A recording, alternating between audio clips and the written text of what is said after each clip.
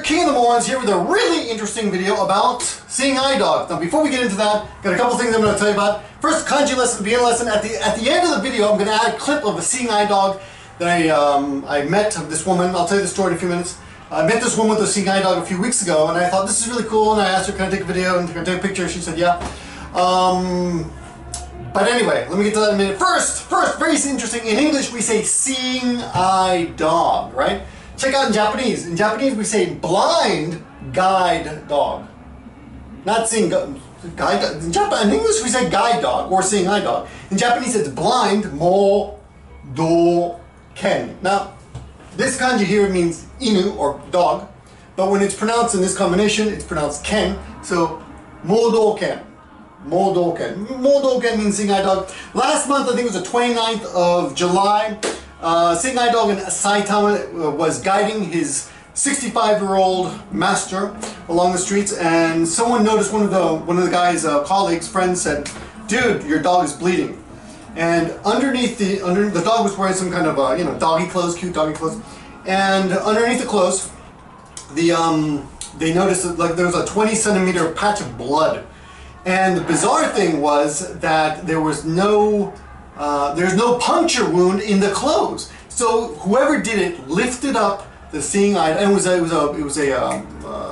golden retriever. He lifted up the cloth and stabbed him like 4 times apparently. And I'm going on what I saw on a video that I'll link you to in the description. It's all in Japanese, but I'm pretty sure I got the gist of it. Anyway, he lifted up the material, stabbed the dog 4 times, and they never caught him, and they're still looking for him, right? What a horrible crime. A lot of people are like, oh my god, really outraged on the internet. Of course, people are really angry. People love to get angry about dogs getting attacked, as I do. The first thing I did was like just look for animal attacks in the world. In England, a seeing eye dog was attacked by another guy with a pit bull, and they never caught that guy. They're still looking for that guy. Anyway, they got that on CCTV. But this is a really disgusting case, of course, and some interesting things about Japan and the way Japan works. In 2002, the upper house or lower house, what is it? You got it? 225? Is that upper house? Lower house? Part of the Congress. Anyway, 225 members. They passed unanimously. They passed a law allowing guide dogs for the first time to be allowed in restaurants and on trains all over the place. But despite that, whenever whenever blind people get on trains or go into restaurants with their dogs, some stupid seeing people, they complain. They're like, "Why are you doing that? Why are you bringing your dog here, dude? This is like a train. This They get annoyed and they complain about it. So apparently, a lot of people don't know about this. Now, the way the Japanese the decision was that these dogs are not pets. Of course, they're not pets. They are part of the body. They're an extension of the body.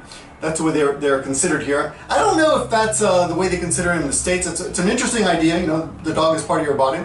I'm not disagreeing with it. I think it's a pretty cool way to think of. I've never thought about it that way. I just thought they're kind of just helping you around, So anyway, that's the story. It's a bit old, but for some reason it's happened like a month ago, but for some reason it's getting a lot of attention right now, a month later. Another little addendum to this was just a month ago or so, I was here in Nagoya Station, and I had never seen a seeing eye dog. Believe it or not, 23 years here in Japan, I'd never seen a seeing eye dog on the subway, and I did, right? I took out my iPhone, like, wow, check this out, this is cool. And I'm going to show you the video in a second. But the seeing eye dog pops. Well, let me just show you the video. Boom, there it is. I've never seen this before, but there's a guide dog here in the subway station. Look at that. First time ever.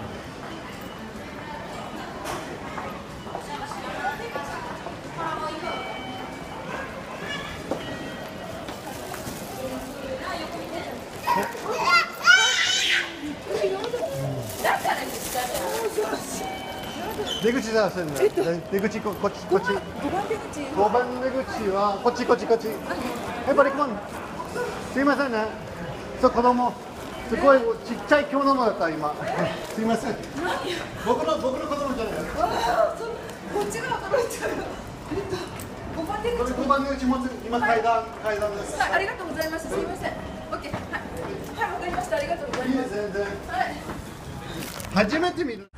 Okay, so what happened there was some little, you know, as you can tell, some little girl was walking around, her mom wasn't paying attention, and she walked right into the seeing eye dog's face, and the seeing eye dog just ignored her. And the seeing eye dog did not bark, you know, because if I was a dog, I'd be like, hey, kid, get out of my way, Ruff, get out of my way. And going back to the attack, one of the problems with this attack that happened in Saitama, the forking of the dog, was that the dog did not bark, so they couldn't tell when it happened, because these dogs are trained not to bark, which I think is amazing, you know. I'd like to train some people not to bark. Anyway, bark in Japanese, by the way, is hoeru. So hoezuni. Hoezuni means without barking. So these dogs do not bark. And this dog, as you saw in the video, did not bark. Now, after this, I'm in the video, and you hear me talking to the lady, and I told her, oh, please come this way, and I explained, oh, that was a little girl, and really a small girl, and sorry about that. I mean, it wasn't my girl, but you know, I don't know, I felt the need to apologize, because I guess she's confused, like, whose kid was that? And I guided her, I just pointed her in the direction of the exit number 5, and then we were above ground, and we were walking a little bit, and I don't know what happened, but I don't know what happened, but I lost the video. I asked, hey, can I video your dog, can I take pictures? And she said, yeah. And I explained that I was American, because I figured, you know, my accent's gonna probably make her think, who is this guy? Because he speaks Japanese a little bit funny, right? People, if I have a very short interaction with someone on the telephone, they sometimes cannot tell I'm non-Japanese, but extended periods of time, you can definitely hear my accent.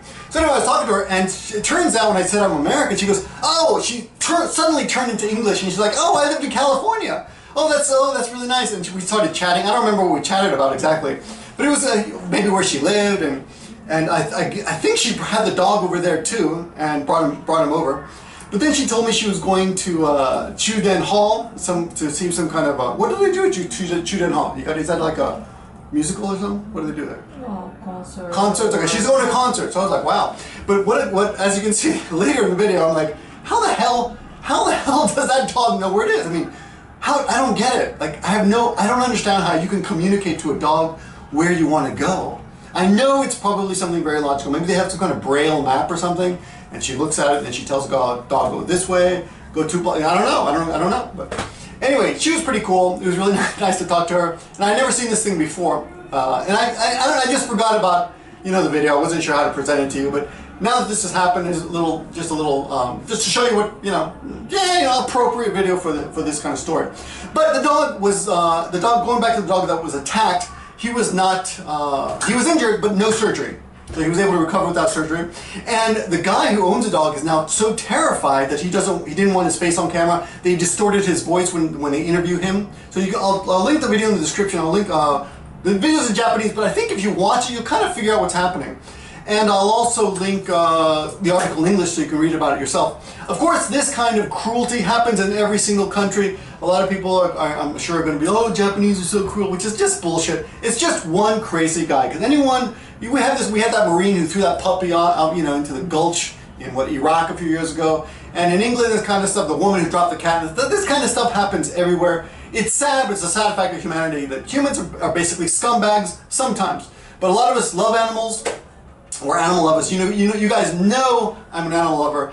And I'm glad that this dog was not seriously injured. Though, I gotta tell you, my coworker like, it sounds terrible, oh my god, I couldn't even watch, you know.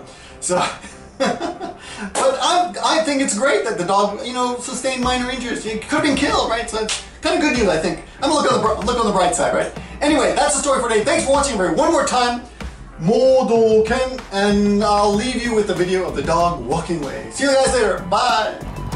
So, I have no idea how this works, but that dog, she's going to Chuden Hall with that dog. How does that dog know where the hell Chuden Hall is? I don't know where Chuden Hall is. I mean, it sounds familiar. I think I've been there, but does anyone know how guide dogs figure that shit out? I'd really like to know. That sounds really cool. All right, let me know. See you guys.